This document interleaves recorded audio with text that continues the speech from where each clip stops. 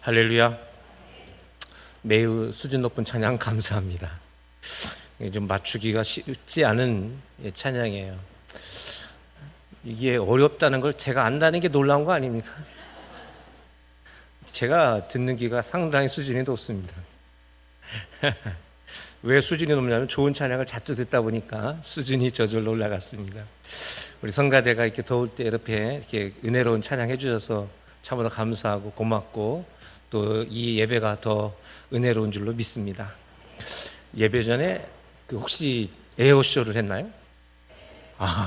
그랬던 것 같아요. 비행기가 계속 그래가지고 아마 그 복숭아 축제 하는 기간인가? 복숭아 축제 때 아마 에어쇼를 하는 것 같아요. 아이들이 신난 것 같아요. 밖에서 비행기 소리보다 우리 아이들 소리가 더 야 하는 소리가 나는데 우리 아이들이 참 신나서 참 좋겠다는 생각이 듭니다. 요새 제일 신난 사람은 근데 아마 우리 교회에서 저일 거라고 저는 생각을 해요. 제가 왜 제일 신나냐면 저는 이 강해하는 걸 참 좋아하는데 그 중에서도 이 복음서 강해가 제일 재밌습니다. 제가 아주 마태와 사랑에 빠졌어요. 이렇게 은혜롭고 좋을 수가 없습니다. 여러분도 이 마태복음을 통해서 많은 은혜가 있기를 주님의 이름으로 바랍니다. 오늘 우리가 읽은 말씀은 다른 건 기억이 안 나요. 그리고 이 말씀은 세계적으로도 많은 사람, 그러니까 크리스찬이 아니라 할지라도 이 본문을 아는 사람이 굉장히 많습니다. 뭐 때문에요? 낙타가 바늘기 들어간다는 이 표현 때문에, 이 표현 때문에 우리 크리스찬들은 요 하나 기억하는 사람 많고요. 크리스찬 아닌 사람들도 어떤 어려운 일이 있을 때, 야, 그거 낙타가 바늘기 들어가는 것만큼이나 힘들다라는 그 표현들을 안 믿는 사람들도 써요. 그거는 아마 여름 성경학교 출신의 사람들이 아닌가. 교회에서 많이 배우다 보니까 이 표현들을 많이 쓰죠. 근데 오늘 본문은 그런 얘기하고는 좀 다르죠. 그리고 이 말씀 안에는 또 놀라운, 우리가 알지 못했던 놀라운 말씀도 이 속에 담겨 있습니다. 여러분들이 이 속에서 그 은혜들을 체험될 수 있기를 바랍니다. 오늘 23절부터 마지막 절까지 말씀은요, 앞에 16절에서 한 그 젊은 청년, 부자였고 관리였던 이 청년이 예수님께 와서 영생에 대한 질문을 하지 않습니까? 내가 어떻게 해야 이 영생을 얻겠느냐라는 16절의 질문이죠. 영생에 대한 질문에 예수님이 답을 하신 것에 대한 이야기가 지난 시간의 이야기였는데, 그것을 제자들에게 주시는 교훈의 말씀, 그게 설명서와 같은 말씀이 오늘 23절부터 나오는 거예요. 영생에 대한 이야기. 그러니까 앞에서도 영생에 대한 이야기, 이 본문의 말씀도 영생에 대한 이야기. 그리고 다음 주에 있을 20장 1절부터 우리가 잘 알고 있는 포도원 품꾼의 비유가 이 비유 중의 비유 아닙니까? 비유 중의 비유예요. 너무 유명한 비유고 신학교에서도 요거 가지고도 토론 굉장히 많이 합니다. 이게 비유 중의 비유예요. 이 비유가 나오는데 이것도 다 영생에 관한 주제를 가지고 이 이야기가 진행되고 있고, 그래서 이 말씀이 다 연결이 됩니다. 그러니까 다음 주 오실 때는 어디를 읽고 와야 돼요? 어디를 읽고 와야 돼요? 20장을 읽고 와야지. 여기 다 연결되니까 우리가 지난 시간에 읽었던 말씀, 근데 사실은 그 전의 말씀, 예수님께서 제자들에게 십자가에서 죽으심에 대한 이야기를 하시잖아요. 그 이야기에서부터 계속 연결되면서 예수님이 왜 이때 유대 지경으로 오셨느냐에 대한 이야기와 함께 연결된다라는 것입니다. 지난주 말씀은 뭐예요? 네가 잘 살 수 있고 영생을 얻기 위해서, 죄인이 아니라 영생을 받는 그런 사람들이 되기 위해서 너가 아니라 너의 사랑, 함께하는 사람도 구원받는 사람이 될 수 있어야 된다라는 것입니다. 그래서 그들도 죄인이 아니라 하나님의 자녀로서의 삶을 살게 해야 된다라는 얘기죠. 그러기 위해서 너의 소중한 가치들을 그들이 죄인이 아니라 구원받은 하나님의 자녀의 삶을 살아갈 수 있도록 너의 재물, 너의 재능, 너의 가지고 있는 것들을 사용할 수 있어야 된다라는 것을 이야기하는 걸로 마치게 되었습니다. 그런데 이 청년은 자기 소유에 대한 것들로 집착으로 말미암아 결국 주님을 따르지 못하고 근심하며 돌아가죠. 근심하면 돌아갑니다. 이 친구가 나중에 어떻게 됐는지는 모르지만 결국 이 친구는 유대교 안에서 머물러 있는 그런 존재로 사라지고 말지 않았을까 생각을 하게 됩니다. 자, 이 모습을 지켜본 주님께서 제자들에게 아주 중요한 선언을 하시게 되는데, 먼저 23절 말씀을 한번 같이 읽어볼까요? 23절 시작. 이르시되 내가 진실로 너에게 이르노니 부자는 천국에 들어가기가 어려우니라. 아멘. 유대 지경에 지금 예수님께서 들어오셨어요. 이곳에서 하시는 말씀은 십자가와 연결된다. 그래서 지금 이 23절부터 진행되는 말씀도 십자가를 그 배경으로 두고 말씀을 봐야 돼요. 지난 시간의 결론도 뭡니까? 결국 내가 왜 십자가를 져야 되고, 내가 여기 유대 지경에 왜 왔고, 그리고 내가 왜 십자가를 져야 되느냐? 그거는 천국에 대한 이야기를 하고자 하는 얘기예요. 천국. 십자가는 곧 뭐예요? 천국이죠. 천국. 그 이야기를 하려고 이제 이 말을 하겠다라는 얘기입니다. 그리고 지금 유대 지경에 와서 하는 이야기도 사실은 천국에 대한 이야기를 하겠다라는 겁니다. 자, 그런데 우리가 구분해서 봐야 될 것은요, 마태복음과 마가복음, 누가복음 모두가 공이 이것이 같이 기록됩니다. 이거를 공간복음에서 평행구라고 부릅니다. 같이 쓰여졌기 때문에 마가복음과 누가복음은 어떻게 기록됐는가 한번 볼게요. 참고로 마가복음입니다. 같이 읽어볼까요? 시작. 예수께서 둘러보시고 제자들에게 이르시되 재물이 있는 자는 하나님의 나라에 들어가기가 심히 어렵도다 하시니. 자, 누가복음 가볼게요. 누가복음 시작. 예수께서 그들을 보시고 이르시되 재물이 있는 자는 하나님의 나라에 들어가기가 얼마나 어려운지. 자, 지금 우리가 다시 마태복음으로 와서요, 오늘 본문 23절로 오면 마태, 마가, 누가에서 나타난 이 도입 부분에 분명한 차이가 보입니까? 차이가 있어요, 없어요? 차이가 있어요, 없어요? 없어요? 엄청난 차이가 있는데 차이가 없단 말이죠. 마태복음에는 예수님께서 천국이라고 했죠, 그죠? 그렇죠, 천국. 근데 마가복음하고 누가복음 뭐라고 돼 있어요? 하나님의 나라 이렇게 표현돼 있어요. 그렇죠? 하나님의 나라. 마태복음에서는 천국이라고 돼 있고 마가와 누가는 하나님의 나라라는 표현을 이렇게 씁니다. 전혀 다른 이야기고요. 물론 내용 같은 이야기고 의미가 같지만 여기서 강조하는 강조점이 전혀 다릅니다. PPT를 한번 볼게요. 자, 천국이라고 말하는 것, 우리가 알고 있는 천국이라고 말하는 이 천국, 그리고 하나님의 나라 이렇게 구분이 되는데요. 때로는 천국이라 부르기도 하고 때로는 하나님 나라라고도 이렇게 부르기도 합니다. 이게 무슨 차이가 있나? 다음 페이지를 한번 볼까요? 천국이라는 것은 바실레이아 톤 우라논. 우라논은 하늘이란 뜻입니다. 우라노스 하늘. 그래서 킹덤 오브 헤븐입니다. 더 킹덤 오브 헤븐. 그래서 천국이라고 말할 때는 하늘의 나라. 하늘의 나라입니다. 하나님이 계신 그 하늘의 나라를 말할 때 이 바실레이아 톤 우라논이라고 쓰게 됩니다. 자, 그러면 다음 하나님의 나라는 뭘까? 하나님의 나라는 뭐냐면 바실레이아 톤 데우에서 더 킹덤 오브 갓입니다. 하나님의 그 나라라는 의미를 담고 있어요. 어떤 얘기냐? 사실은 천국이나 하나님의 나라나 우리는 매 한 가지인데 강조점의 차이가 있어요. 천국이라고 말하는 바실레이아 톤 우라논이라는 것은 그 천국, 앞으로 다가올 우리의 내세, 그 나라를 의미하고 있습니다.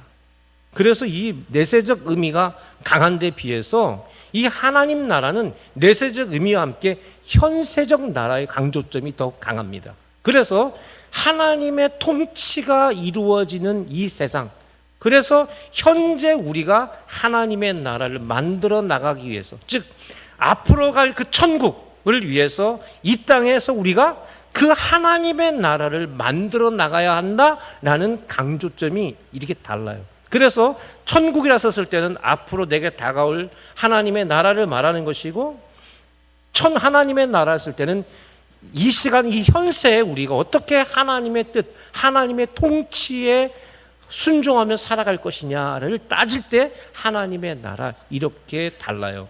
그래서 천국은 미래적인 것이고 하나님 나라는 현재적인 이런 강조점의 차이가 있다는 겁니다. 그래서 마가와 누가는 하나님 통치를 따라야 한다는 강한 이야기들, 세상의 통치가 아니라 하나님의 통치, 그리고 오늘 우리가 이 땅에서 하나님의 통치가 이루어질 수 있는 그런 교회를 만들어야 된다. 할렐루야. 그 얘기예요. 천국은 뭡니까? 마태가 강조하는 것은, 마태는 유대인들이었고 유대인들에게 가장 큰 약점이 뭐냐면 내세 사상, 앞으로 하나님 나라는 어떻게 될 것이냐, 천국은 어떤 것이냐, 이 부분에 대한 약점이 있었기 때문에 이 천국에 대해서 강하게 얘기해 줄 필요가 있었던 겁니다. 반드시 우리는 천국이 있다는 사실을 믿어야 한다는 마태의 강한 모습을 발견할 수가 있습니다. 그런데 23절 보니까 부자는 천국에 들어가기가 쉽다고 합니까? 어렵다고 합니까? 뭐라고 되어 있어요? 어렵다라고 성경은 되어 있습니다. 이게 무슨 말이냐면 우리 인간의 가장 강력한 욕구, 이 부자라고 말하는 것은 부귀와 명예, 권세를 말하는 거죠. 부와 명예와 권세. 또 혹은 여기다 더 하나 포함한다면 건강, 부귀, 명예, 권세, 건강, 이런 것들로는 상속된 것들, 즉 이 당시의 부귀와 명예와 권세라고 하는 것은, 그리고 혈통적인 건강, 혈통이잖아요. 이런 상속된 부귀 영화를 가지고는 천국에 들어가기가 어렵다라는 이야기를 하고 있습니다. 그런데 성경에서 표현하는 이 어렵다는 표현이 너무 재밌어요. 왜냐하면 어렵다는 말이 헬라어가 뭐라고 되어 있냐면 디스콜로스라고 되어 있습니다. 디스콜로스라는 말은, 디스라는 말은 어렵다, 방해된다, 반대된다는 뜻이거든요. 근데 콜로스라는, 콜론이라는 말에서 나왔는데, 콜론은 음식이라는 얘기예요. 이게 무슨 말이냐면 음식이 입에 맞지 않는다라는 뜻이에요. 그래서 이 어렵다라는 표현은 이것을 어떻게 되느냐, 어떻게 표현하냐면 하나님의 입맛에 맞지 않다. 뭐가? 상속된 부귀, 명예, 권세를 가지고 천국에 가려고 하는 그 행동들은 하나님의 입맛에 맞는다, 안 맞는다? 하나님의 입맛에 안 맞는다라는 뜻이에요. 그게 23절에 만들어 놓은 말씀의 이야기입니다. 천국은 내 입맛에 맞는 것일까요? 하나님 입맛에 맞는 것일까요? 하나님 입맛에 맞는 거죠. 그렇죠? 집집마다 그 집에 먹는 방식이 다르잖아요. 그죠? 어떤 집은 좀 짭짤하게 먹는 집이 있고, 어떤 집은 좀 매콤하게 먹는 집이 있고, 어떤 집은 심심하게 먹는 집이 있고. 그렇죠? 그 중에서도 제일 안 좋은 집은 어떤 집이에요? 어떤 집이에요? 짠 집? 매운 집? 에이, 아니에요. 적게 주는 집이에요. 할렐루야. 적게 주는 집이 제일 안 좋아. 좀 많이 줘야지. 왜 적게 줘? 입맛에 안 맞다는 얘기예요. 하나님이, 저 왜 저래? 내 입맛에 너무 안 맞아. 예수님이 그 얘기한 거예요. 하나님의 입맛에 안 맞는 짓을 지금 누가 했다는 얘기예요? 이 젊은 청년이 했다라고 말하는 것입니다. 하나님의 입맛에 맞지 않는 장애가 있어요. 그렇죠? 그게 뭐예요? 내가 이 세상에서 얻고자 하는 것들, 그런 것들이 때로는 하나님의 입맛에 안 맞을 수 있다. 그래서 얼마나 하나님의 입맛에 안 맞았는지 24절에 보니까 이렇게 돼 있어요. 24절 시작. 다시 너에게 말하니 낙타가 바늘기로 들어가는 것이 부자가 하나님 나라에 들어가는 것보다 쉬우니라. 아멘. 자, 24절에 뭐라고 나와 있어요? 하나님의 나라죠.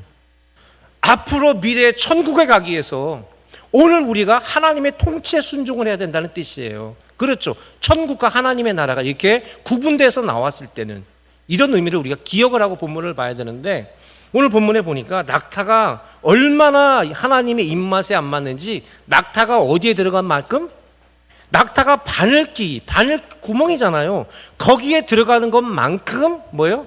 하나님의 입맛에 안 맞는다는 거죠. 요새는 좀 그런 게 좀 안 나오는데, 예전에는 그 TV 방송에서 요리하는 프로 많이 나왔었잖아요. 요리하는 프로로 해서 그 도전자들이 요리를 하다 보면 그 음식을 먹어보고 그 평가하는 사람이, 어떤 심한 사람들은 맛이 안 들면 입에서 막 뱉어버리더라고요. 뭐예요 그게? 입맛에 안 맞는 거잖아요. 얼마나 입맛에 안 맞는지 예수님께서 하신 말씀이 뭐냐면 하나님 이게 낙타가 바늘기 들어가는 것만큼이나 입맛에 안 맞는다는 뜻이에요. 그렇죠? 이 표현을 쓰게 됩니다. 예루살렘 성은요, 낮에 들어가는 문이 있고 밤에 들어가는 문이 있어요. 우리나라도 보면은 이 서울에 가면 사대문이 있잖아요. 그렇죠? 우리 조천역에서 서울역에 나가면 제일 먼저 이 숭례문이 나와요. 그렇죠? 이 남대문이라 부르는 것이죠. 이곳에 들어가서 이 대문, 또 남대문, 동대문 이렇게 있는데 이 대문 안에 들어 사대문 안이라고 부르죠. 이 사대문 안에는 낮에는 열려 있다가 밤에는 닫히거든요. 그렇죠? 서울 가봤어요? 다들 처음 듣는 얘기 같은 거죠. 서울 좀 가보고 그래요.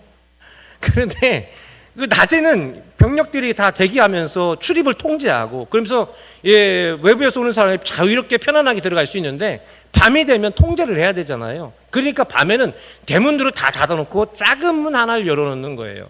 그 작은 문 하나 열었는데 이게 통제가 밤에 잘 해야 되기 때문에 사람도 들어가기 어려울 정도로 작은 문이에요. 그런데 이 예루살렘 성은 알다시피 당시의 수도였습니다.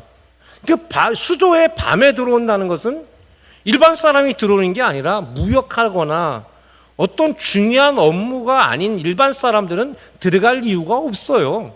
중요한 업무 때문에. 그래서 이 업무를 했던 당시 사람들은 반드시 무엇을 끌고 다녔냐면 낙타를 끌고 다녔어요. 낮에 빨리 와서 들어가면 상관없는데 늦게 도착했을 때 낙타를 데리고 들어가려면 이게 들어갈 수가 있어요, 없어요? 거의 불가능에 가까웠어요. 그래서 당시 사람들은 이 작은 문을 뭐라고 불렀냐면 바늘귀라고 불렀어요. 바늘귀. 그래서 실제로 바늘귀라는 문이 있었던 겁니다. 사람들이 너무 좁아서 야, 저기 좀 문 좀 크게 좀 만들지. 왜 이렇게 조그맣게 만들어서 내가 좀 들어갈 수가 없구나. 저 바늘귀처럼 작다 해서 바늘귀라는 그런 별명이 붙게 된 겁니다. 근데 재미난 거는 이 헬라어로 영어로 낙타가 영어로 뭐죠? 카멜이라 부르죠. 이 카멜이라는 말이 원래 헬라어에서 나오는데 카멜로스입니다. 카멜로스. 이 카멜로스가 헬라어인데 재미난 것은 이 카멜로스 즉 낙타가 그냥 혼자 단독적으로 오는 게 아니라 위에 짐을 싣고 오는 거잖아요. 그 짐을 다 낙타 등에 짐을 실어 놓으면 그 짐을 뭘로 묶습니까? 오늘 설교가 어렵나요? 짐을 뭘로 묶어요? 밧줄로 묶죠, 그죠? 밧줄로. 이거 너무 어려운가? 밧줄로 묶는데 이 밧줄이 헬라어로 뭐냐면 카밀론이에요. 카밀론. 카멜로스, 카밀론. 이게 잘못하면은 낙타나 밧줄이나 뭘로 들려요? 같은 말로 들리게 되는 겁니다. 그래서 이 밤에 낙타가 바늘귀로 들어간다는 말은 반드시 뭘 풀어야 돼요?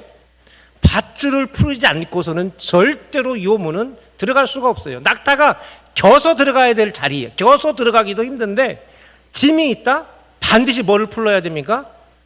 밧줄을 풀어야 돼요. 그래서 낙타가 바늘귀에 들어가는 것보다 쉽다라는 이 표현은 뭐냐면 낙타가 카멜로스가 카밀론을 풀지 않고서는 절대로 하나님 나라 못 들어가는 거예요. 그 얘기예요. 내가 세상에 가지고 있는 상식과 하나님 말씀의 통치, 하나님의 통치를 따르지 않으면 절대로 이 문은 들어갈 수가 없다라는 것으로 이렇게 예수님께서 굉장히 언어 유희로서 쉽게 이해하고 기억할 수 있도록 이렇게 말씀을 하시게 된 겁니다. 근데 놀랍게도 다시 말씀드리지만 여기에서는 하나님의 나라, 즉 하나님의 통치의 순종에 대한 이야기를 하고 있습니다. 부와 명예와 권세라는 밧줄을 풀지 않고서는 뭐예요? 그곳에 들어갈 수가 없다. 하나님의 통치에 순종해야만 바늘귀로 통과할 수 있다라는 것을 이야기하고 말은 무슨 말이에요? 하나님의 통치에 따르지 않는 것은 하나님의 입맛에 맞는다 안 맞는다? 하나님의 입맛에 안 맞는다는 얘기예요. 할렐루야. 우린 누구의 입맛에 맞는 사람이 돼야 될까요? 할렐루야. 하나님의 입맛에 맞는 사람이죠. 다 자기 입맛에 사는 거 아닙니까? 그죠? 다 자기 입맛, 자기 멋대로 사는 거예요. 머리를 이렇게 하고 옷을 저렇게 입고 그 다 자기 입맛에 자기 마음대로 자기 멋대로 사는 겁니다. 그러나 하나님의 나라, 내가 이 땅에 살아가는 것은 뭐예요? 누구 입맛에 맞아야 되는 겁니까? 하나님의 입맛에 맞아야 되는 거예요. 할렐루야. 여러분 모두가 하나님의 입맛에 맞는 성도들 될 수 있게 주의 이름으로 바랍니다. 예수님은 지금 하나님의 통치에 순종하는 것, 그 십자가의 길. 지금 예수님께서 이 유대 땅에 유대 지경을 오게 된 것은 뭐예요? 그 하나님의 통치에 순종해서 이곳에 온 겁니다. 그러니까 이 말씀 이면에는 예수님께서 이 유대 땅에 오게 된 그 근본 이유가 이 속에 담겨 있는 겁니다. 내가 이곳에 온 것은 뭐가다? 내가 이곳에 와서 너희들이 원하는 그런 나라를 세우는 게 아니라 하나님의 나라를 위한 것, 하나님의 말씀, 하나님의 통치에 순종하여 이곳에 오게 된 것이다라는 이야기가 그 속에 신학적으로 담겨 있는 것입니다. 할렐루야. 그래서 이 순종 결과로 뭐가 오는 겁니까? 이 순종의 결과로 미래에 뭐가 오는 거예요? 23절에 천국이 우리에게 온다라는 것을 예수님이 23절, 24절 짧은 말씀에 우리에게 알려주셨습니다. 25절로 가볼까요? 25절 다 같이 시작. 제자들이 듣고 몹시 놀라 이르되 그렇다면 누가 구원을 얻을 수 있으리까? 제자들의 반응이 뭐냐면 누가 구원을 얻을 수 있겠느냐는 질문을 하는데 이게 본 뜻이 뭐냐? 그 말은 그러면 아무도 구원을 못 받는다는 뜻이 아니요? 라고 이렇게 반문하는 반어법적인 질문을 한 거예요. 아무도 구원받지 못한다는 뜻이냐? 왜냐하면 지금 우리 앞에서 누구를 만났냐면 한 젊은 청년을 만났는데 그는 부자였고 그리고 관리였습니다. 그 부와 명예와 권세는 어디로부터 온 거예요? 부모로부터 상속받은 거예요. 그렇죠. 이게 하나님의 복이에요. 그 복을 받았던 가장 기초가 뭐냐면 자기가 혈통적으로 유대인인 겁니다. 그래서 부와 명예와 권세와 건강, 즉 혈통, 이 모든 것이 누구로부터 오는 복이라 생각했다고요? 하나님으로부터 오는 복이라고 생각을 했어요. 하나님이 복 주셔서 이렇게 잘 살게 되었다라고 생각을 했는데 이 질문은 제자들이 뭐라고 질문하냐면 하나님 앞에 이렇게 복 받는 사람도 구원받지 못한다고? 라는 질문을 하는 거예요. 하나님 앞에 이렇게 복 받는 사람인데 어떻게 이런 사람이 어떻게 구원을 받지 못해? 라고 하는 거예요. 이 질문은 매우 무서운 질문이죠. 왜냐하면 우리는 내가 교회 목사인데 구원을 못 받아? 이렇게 질문할 수 있잖아요. 아니 목사님이 천국 못 간다고요? 아니 장로님 권사님 안수 있어요. 교회 천국 못 간다고요? 그 교회 다니고 11조도 열심히 주일 성수 잘했는데 천국 못 간다고요? 이런 질문을 하는 거예요. 이런 질문이. 이게 무서운 질문이에요. 그래서 오늘날 우리가 예수 믿는 우리 성도들이 천국에 대해서 낙관적으로만 생각할 것이 아니라 내가 정말 하나님 말씀의 통치에 따르는 믿음의 사람인가? 내가 정말 천국을 사모하며 내가 이 땅에 살아가면서 하나님의 통치에 내가 순종하며 살아가는가를 깊이 생각해야 된다는 사실들을 이 말씀을 통해서 우리는 다시 돌아봐야 되는 것입니다. 할렐루야. 제자들의 반응은 왜 이럴 수밖에 없었느냐? 하나님의 복을 받은 사람도 구원받지 못했다라고 이렇게 생각을 하는 거예요. 부와 명예와 권세는 하나님의 축복이라고 믿었는데 이것을 어떻게 상속하느냐가 그들에게는 가장 큰 중요한 목표였어요. 이 부, 이 명예, 이 권세, 이 혈통을 어떻게 자녀들한테 상속시키느냐. 그래서 자자대대 손손이 이렇게 하나님의 복받는 가문, 그런 가문을 유지하느냐. 이게 그들에게 가장 중요한 삶의 목적이었단 말이에요. 삶의 목적. 사람들마다 살아가는 삶의 목적이 있잖아요. 이 그들 유대인들에게 가장 중요한 삶의 목적이 뭐예요? 내가 부귀와 명예와 권세를 얻고 그것을 우리 자손들에게 흠이 없는 혈통으로서 남겨주는 것. 이게 최상의 축복이었고 이것을 어떻게 상속하느냐. 부자 청년이 그 혜택을 받았고 그게 바로 그 롤모델이에요. 롤모델. 하나님한테 가장 복받은 사람. 롤모델인데 이 사람이 천국을 못 간다?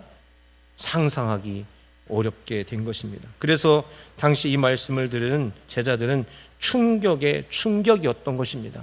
한 번도 이런 말을 들어본 적이 없는 거예요. 한 번도 자기 스스로 내 신앙을 점검해 본 적이 없는 거예요. 내가 신앙생활 하면서 지금까지 내가 신앙생활 10년, 20년, 30년, 40년 하는데 내가 진짜 믿음의 사람인가?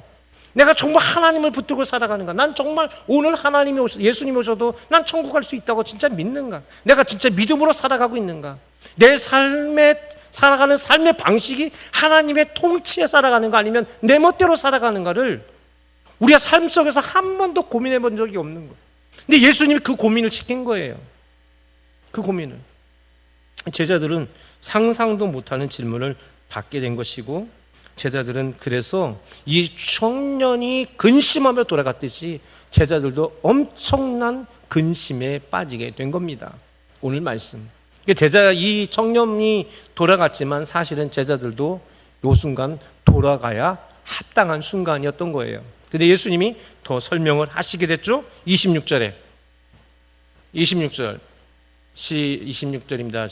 시작. 예수께서 그들을 보시며 이르시되 사람으로는 할 수 없으나 하나님으로서 다 하실 수 있느니라.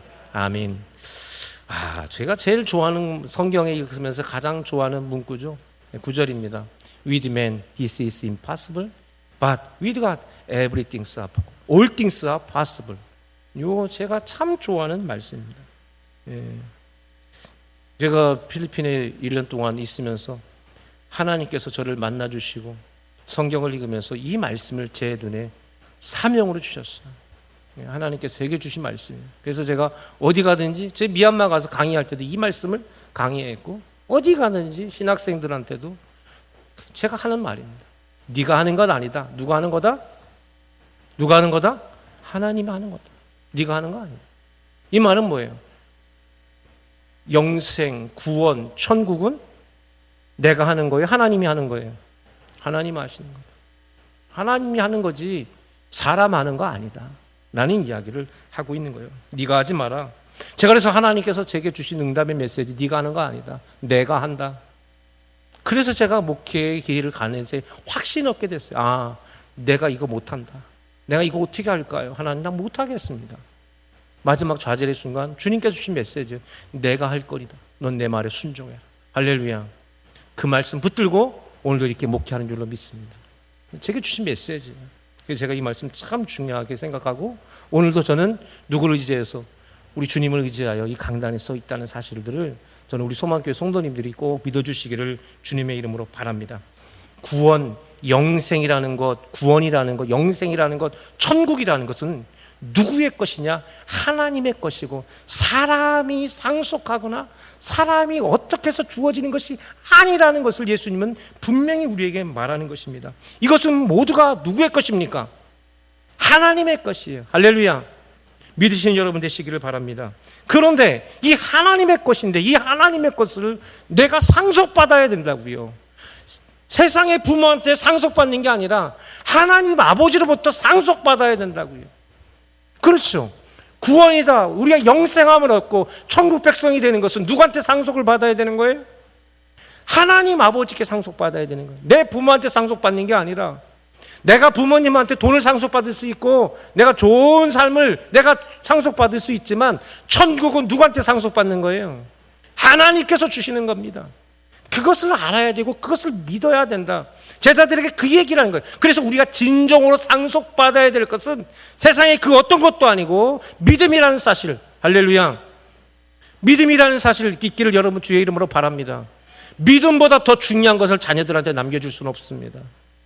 자녀들에게 믿음보다 더 큰 것이 없습니다. 여러분, 자녀들에게 믿음보다 더 큰 것을 요구하지 마십시오. 할렐루야. 어떤 것도 믿음과는 타협될 수 없습니다. 믿음이라면 어떤 것도 포기할 수 있어야 된다는 사실. 할렐루야. 그것이 바로 이 26절 말씀에 담겨 있습니다. 구원과 영생은 천국, 믿음의 사람들에게 주어지는 진정한 축복. 그건 뭐다? 하나님께 상속받는 자만이 진정한 축복받는 사람이다. 할렐루야. 믿으시기를 주의 이름으로 바랍니다. 그 얘기를 하고 있죠. 27절에 넘어가겠습니다. 27절 시작. 이에 베드로가 대답하이르되 보소서, 우리가 모든 것을 버리고 주를 따라 싸운데 그런즉 우리가 무엇을 얻으리이까? 늘 우리가 보면은 우리 배 씨가 성격이 급하죠. 바로 뛰어나와서 얘기를 하죠. 예? 그런데 이 말에는 굉장히 나쁜 의도, 그리고 나쁜 의도보다는 이게 좀 굉장히 베드로가 그래도 참 보통 사람은 아니구나라는 생각을 갖게 하죠. 왜냐하면 베드로의 질문에서는 잘 보면은 우리가 모든 것을 버렸습니다. 그리고 주를 버리고 따라왔으니 내가 우리가 무엇을 얻겠습니까? 라는 이 질문을 하는 건데, 여기서 베드로의 질문의 중요한 건 뭐냐면 버렸다 따랐다보다 무엇을 얻었다는 것이 더 중요한 거예요. 무엇을 얻을 수 있겠는가? 천국 이야기하고 있는데 아직도 천국에 대한 확신보다는 무엇을 얻느냐라는 이야기를 하고 있는 거예요. 이걸 따르는 사람들이 하나님의 나라 천국을 얻는 건데, 베드로는 엉뚱하게도 뭘 얻느냐라고 또 물어보는 거예요. 또 물어보는 겁니다. 그러면서 그가 쓰는 말이 뭐냐면 우리가라는 표현을 두 번이나 반복하고 있는데, 이 우리가라는 말은 1인칭 복수, 주격, 인칭 대명사입니다. 어려워요. 뭐냐? 자기를 포함해서 내가 그리고 우리 여기 몇몇이 이렇게 표현을 한 거예요. 근데 이 표현에는 누구도 포함되느냐? 예수님도, 화장 예수님도 포함되는 거. 그러니까 자기와 예수님을 동격으로 해가지고 이 질문을 하고 있는 교만과 그리고 불성실함과 그리고 불미듬에서 나오는 그 어리석은 질문을 베드로가 하게 된 것입니다. 예수님이나 나나 우리 다 버리고 따라온 거 아닙니까? 그런데 우리는 뭐 얻었습니까? 라고 이런 엉뚱하고도 어리석은 질문을 하고 있고요. 하고 있으면서 이런 질문을 하게 되는 가장 큰 의도는 뭐냐면 그 안에 있는 불신앙입니다. 그게 뭐냐면 자기 자신에 대한 믿음의 불확실성이 있기 때문에 혹시 나도 못 들어가나요? 이런 질문이 그 속에 심리적으로 담겨 있는 겁니다. 그렇죠. 믿음이, 베드로가 예수님에 대한 무리도 걸었어요. 얼마 전에. 그렇죠. 물이 바다도 걸었던 사람이에요. 근데 뭐가 없어요? 믿음이 없어요. 우리는 때때로 어떤 큰 기적을 체험하면 믿음이 커질 것처럼 보이잖아요. 안 커져요. 믿음은 뭘까요? 믿음은 체험되는 게 아닙니다. 그게 하나님의 선물이에요. 할렐루야. 그냥 선물이에요. 그냥 하나님에서. 하나님, 믿음 주세요. 그거밖에 할 게 없습니다. 믿어지는 거는 어쩔 수 없잖아요. 그냥 안 믿어지는 것도 어쩔 수 없고요. 베드로가요, 그런 엄청난 걸 봤지만 못 믿어요. 예수님의 말씀이 무슨 말씀인지도 몰라요. 바다를 걸었던 사람인데도 이래요. 우리가 바다를 걷기만 한다면 내가 뭐라도 할 수 있을 것 같죠? 예? 내가 바다를 걷기만 하면 내가 뭐든지 다 할 수 있을 것 같죠? 아니에요. 한계가 다 있어요. 내가 여기만 하면, 내가 이것만 하면 난 뭐 다 할 것 같죠? 절대로 그렇지 않습니다. 돈도 얼마 못 내놔요. 오히려 아나니아 삽비라고 훨씬 더 믿음이 크죠. 그렇지 않나요? 그게 인간이에요. 베드로의 그 부족함이 여실히 그의 질문에 나타나는 걸 볼 수가 있습니다. 그런데 오늘 말씀에 제일 중요한 것은 28절입니다. 28절 다 같이 시작. 예수께서 이르시되 내가 진실로 너희에게 이르노니 세상이 새롭게 되어 인자가 자기 영광의 보좌에 앉을 때 나를 따르는 너희도 12보좌에 앉아 이스라엘 12지파를 심판하리라. 아멘. 놀라운 말씀을 하시죠. 여기서 이렇게 되어 있죠. 세상이 새롭게 된다. 새롭게 된다는 표현이 원어에서는 뭐라고 되어 있냐면 팔링게네시아라고 되어 있습니다. 팔링게네시아. 이게 무슨 말이냐? 게네시아라는 말은 여러분 게네시스예요. 영어로는 제네시스. 되게 차 있죠, 차. 기원, 태초, 탄생 이런 의미를 담고 있어요. 이게 뭐냐? 팔링게네시아라는 것은 재창조를 말해요. 재창조. 새롭게 창조되어지는, 새롭게 태어나는. 그런데요, 이게 세상에 대해서는 세상이 완전히 새로운 세상이 되는 것, 이거를 말하는 거예요. 세상이 새롭게 되는 것. 그게 뭐예요? 예수님이 어디에 오실 때? 영광의 보좌에 앉을 때가 바로 그때라는 얘기죠. 근데 그때가 우리에게는 어떤 때냐? 우리에게 사람에게 적용될 때, 이 팔링게네시아가 우리에게 적용되면 디도서 3장 5절에 이런 표현이 되어 있습니다. 디도서 3장 5절 말씀 다 같이 시작. 우리를 구원하시되 우리가 행한 바 의로운 행위로 말미암지 아니하고 오직 그의 긍휼하심을 따라 중생의 씻음과 성령의 새롭게 하심을 하셨나니. 저기에 중생이라는 표현이 나오죠. 중생이라는 말이 뭐예요? 중생이라는 말은 불교 용어가 아니라 거듭남을 말하는 거예요. 사람이 다시 태어났다. 거듭남. 이걸 중생이라 부르는데 이 중생이 뭐예요? 팔린 게네시아예요. 즉 오늘 본문에서 새롭게 되었다라는 말이 우리에게 적용되면 우리가 어떻게 됐다는 얘기예요? 거듭났다. 중생했다. 다시 태어났다. 할렐루야. 구원받았다. 그 표현으로 이렇게 사용되는 거예요. 그래서 예수님께서 오늘 28장에 하신 말씀은 놀랍게도 우리의 무엇을 말한 거예요? 구원을 말한 거예요. 우리가 다시 태어나는 거. 할렐루야. 우리가 다시 태어나는 거, 중생케 되는 거, 거듭나게 되는 거에 대한 이야기를 예수님께서 말씀하신 거예요. 그때가 언제입니까? 이 팔린 게네시아가 예수님께 적용될 때가 언제예요? 영광의 보좌에 앉으셨을 때. 할렐루야. 그때가 언제입니까? 예수님께서 십자가에 죽으시고 부활하신 다음에 어디로 가시는 거예요? 어디로 가세요? 천국. 천국에서 어디에? 영광의 보좌 위에 앉으시는 겁니다. 할렐루야. 할렐루야. 그것이 요한계시록 가면 백보자 심판에 이렇게 난다고 하죠. 예. 그 이야기를 우리 주님께서 이렇게 말씀하시는 거예요. 여러분, 이것이 믿어지는 여러분 될 수 있기를 주님의 이름으로 바랍니다. 여러분이 중생케 되는 것, 내가 거듭나게 되는 것은 뭐예요? 예수님의 십자가의 죽으심과 그 부활로 말미암아 우리 모두가 뭐 할 수 있다? 다시 태어나는 것, 중생케 되는 것, 거듭나게 되는 놀라운 비밀이 어디에 있습니까? 예수님의 십자가의 죽으심과 부활. 그래서 예수님 지금 어디로 가고 계신 거예요? 유대지경에 십자가를 지러 오셨던 이유, 모든 사람이 죄인이 아니라 하나님의 자녀가 되어 구원받아 천국 백성 되게 하는 그 영생의 복을 주기 위해서 예수님 뭐하러 오셨어요?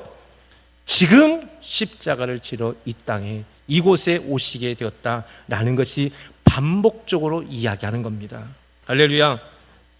예수님께서 다시 어디에 앉으실 때 영광의 자리는 새롭게 앉을 자리입니까? 원래 있었던 자리입니까? 예수님의 원래 있었던 자리죠. 예수님이 거하실 원래 있었던 그 자리로 돌아가실 때, 그럴 때에 드러나는 역사, 만왕의 왕 예수께서 주님을 따르는 자들, 즉 하나님의 통치에 순종하는 자들에게 이런 축복을 주시는 것입니다. 할렐루야. 그런데 본문에는 두 가지 축복을 말하네요. 하나는 뭐냐? 우리가 읽었던 28절의 말씀, 주님 옆에 앉아서 뭐 할 수 있다? 28절 다시 볼까요? 우리가 뭐예요? 주님을 따랐기 때문에 이스라엘 12지파를 심판, 온 백성을 말하는 구원받는 자리에, 심판자의 자리에 하나님의 자녀로서 그곳에 함께 그 권세, 그 명예, 그 명예, 권세를 그곳에서 누린다는 이야기를 하고 있는 것입니다. 할렐루야. 어디에서? 천국에서. 어디에서요? 천국 그래도 안 갈 거야? 마음대로야. 그래도 가기 싫으면 천국에서 주는, 그게 뭐예요? 하나님의 자녀들에게 주시는 권세. 영접하는 자, 곧 그 이름 믿는 자들에게는 하나님의 자녀가 되는 뭘 줘요? 권세. 할렐루야. 하나님의 나라에 하나님 자녀가 되는 권세. 그리고 29절에 뭘 주시는가 볼까요? 29절 시작. 또 의 이름 위하여 집이나 형제나 자매나 부모나 자식이나 전토를 벌인 자마다 여러 배를 다 받고 또 영생을 상속하리라. 아멘. 궁극적으로 뭘 받는다? 우리가 죽는 존재가 아니라 영원토록 사는 존재가, 즉 뭐예요? 하나님의 자녀라는 그 신적인 자리에 올라가게 될 것이다 하는 얘기를 하시는데, 하필이면 영생이라만 말씀하시지 왜 하필이면 부모나 자식이나 이 모든 걸 버리랍니까? 예, 요 얘기 좀 쏙 뺐으면 좋겠는데. 그래서 초신자들이 교회 와가지고 그러면 가정도 버리고 결혼도 하지 말고 뭐 집에 가지 말고 교회만 살라는 얘기냐? 오해가 많죠. 예. 여전히 우리에게는 이 표현 중에 상속이란 표현입니다. 상속, 즉 사람의 삶의 최종적인 목적, 사람의 목적의 시작과 마지막이 어디냐면요, 사실은 자기 가족이에요.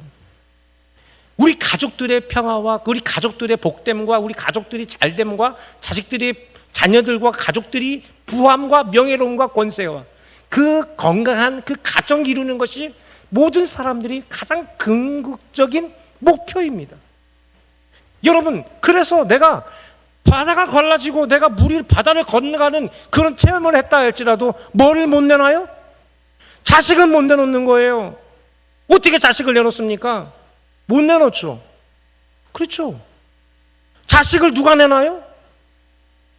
하나님이 내놓는다고요. 할렐루야. 그렇기 때문에 이것은 누가 할 수 있느냐? 사람으로는 못하는 것이고 하나님으로만 갈 수 있는 것입니다. 할렐루야. 그래서 여기서 형제나 자매나 부모나 자신의 전토를 벌인다는 말은 내가 가지고 있는 내 자식들도 버리고 가족도 버리고 이혼하고 재산도 다 팔아먹고 그래서 교회다 헌금하고 그 이상한 신천지니 뭐 이런 뭐 통일교니 아닌 요새 방송에 자꾸 나와서 아주 그냥 지금 그런데요. 그것처럼 그렇게 하라는 뜻이 아니라 너의 삶의 최종적이고 궁극적인 목적은 어디가 되어야 되느냐? 하나님의 나라가 되어야 된다. 할렐루야. 하나님의 나라보다 너의 삶에 더 중요한 것은 없다. 할렐루야. 영생보다 더 중요한 것이 없다라는 것. 네가 상속받아야 될 것은 이 혈통이 아니고 부도 명예도 권세도 아니고 뭐다? 영생, 천국이다. 할렐루야. 그거를 이야기합니다. 그렇습니다. 사람에게 가장 중요한 것은 생명입니다. 나에게 사랑하는 가족도 부모도 형제도 그리고 내 재산, 내가 자랑하는 내 권세, 명예, 이것 아무리 많아도 내 생명보다 귀한 건 하나도 없어요. 그 생명에 대한, 그 생명이 다시 태어나는 것, 죽어서 없어질 존재가 아니라 다시 태어나고 거듭나서 팔린 게네시아, 새롭게 되는 존재가 되는 유일한 비결은 뭐예요? 예수님의 십자가밖에 없어요. 그 예수님의 십자가를 믿는 성도들이 뭐예요? 중생, 거듭나서 하나님의 나라 천국 백성이 되는 것입니다. 그래서 그 천국 백성들은 이 땅에서 그 하나님의 통치를 받고 살아가는데 우리의 삶의 최종적인 목적이 하나님의 나라에 있음을 믿고 이 땅을 살아가는 그런 존재가 되라. 너의 삶의 목표가 자식들한테 무엇인가를 나눠주는 그 상속의 복이 아니라 믿음을 나눠주고 믿음을 얻는 것이 너의 삶의 목적이 되고 목표가 되라. 할렐루야. 그 이야기를 하십니다. 마지막 30절에 그래서 결론적으로 이렇게 말씀하세요. 시작. 그러나 먼저 된 자로서 나중되고 나중된 자로서 먼저 될 자가 많으니라. 아멘. 이거는 다음 주의 결론입니다. 그래서 이것은 다음 주에 가서 이야기를 말씀을 드리겠습니다. 이게 왜 나왔는지 20장 16절까지 읽으시면 그 이야기를 한번 찾아보시기 바랍니다. 오늘 말씀을 기억하면서 여러분의 삶의 목적이 돈이 아니기를 바랍니다. 여러분의 삶의 목적이 자식이 아니기를 바랍니다. 자식 필요 없다는 얘기 아닙니다. 자식 너무 소중하기 때문에 자식이 목적이 돼서도 안 됩니다. 부모가 목적, 남편이 목적, 아내가 목적, 재산이 목적, 명예가 목적 아닙니다. 여러분 생명이 영생하라는 게 목적이 되어야 됩니다. 여러분의 생명이 중생하고 거듭나는 사람 되는 것이 목적이 되어야 됩니다. 예수님은 뭐예요? 그 목적을 위해서 무엇이든지 버릴 수 있어야 됨을 말하고 있습니다. 여러분 삶의 목적이 천국 되기를 주의 이름으로 바랍니다. 아버지 하나님 감사함을 드립니다.